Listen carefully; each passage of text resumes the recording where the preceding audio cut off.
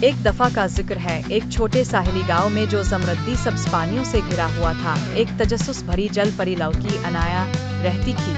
अनाया दूसरी जल परियों जैसी नहीं थी। इसके चमकदार छल के नीले और सुनहरी रंगों की झलक देते थे और इसे समंदर के पार दुनिया जानने का बेहद शौक था। वो अक्सर साहिल के करीब तैरती, इंसानों की चमकती हुई दुनिया से मशहूर हो जाती, जो गहमा गहमी की आवाज़ों और अजीब व गरीब आलात से भरी हुई थी। एक दिन एक छुपे हुए खलीज की खोज करते हुए वो एक बूढ़े मछेरा ज़मान से टकरा गई। ज़मान एक नरम दिल इंसान था, जिसकी आंखें सितारों की मानिंद चमकती थीं और इसके पास दूर दराज ज़मीनों और जादुई मखलूकात की कहानियों से भरा जाल था। आह, तजस्सुस भरी लौकी, वो मुस्कुराते हुए बोला जब इसने अनाया की कहानियों में दिलचस्पी को महसूस किया। वहाँ एक पूरी दुनिया है, शायद ऐसी दुनिया जहाँ तुम्हारा इतना ही ताल्लुक हो जितना समंदर से है। ये सुनकर अनाया के दिल में तजस्सुस जागा और इसने इंसानी दुनिया की खोज करने का फैसला किया, लेकिन वो जानती थी कि इसे एक भेस की ज़रूरत होगी। एक कदीम समंदरी जादूगरनी की मदद से इसने अपनी दम को तागों में बदल दिया, लेकिन एक शर्त के साथ। इसे हर रोज सूरज गुरूब होने से पहले समंदर वापस आना होगा, वरना वो हमेशा के लिए अपनी जल परी होने की फितरत खो देगी। इंसानी दुनिया के साथ इसका पहला तजर्बा निहायत शानदार था।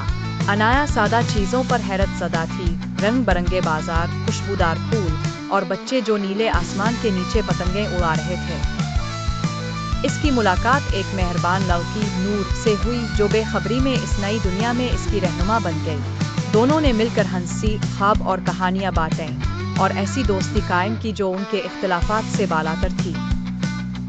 जब दिन हफ्तों में बदलने लगे तो अनाया के लिए ज़मीन पर गुजारा वक्त छोड़ना मुश्किल होता गया, लेकिन लहरों की यादें और अपने समंदरी घर की सरगोशियां हमेशा इसे सूरज गुरूब होने से पहले वापस बुलाती रहती। एक शाम जब वो इस जगह खड़ी थी जहाँ पानी ज़मीन से मिलता है, नूर ने पूछा, अनाया तुम हर शाम कहाँ गायब हो जाती हो?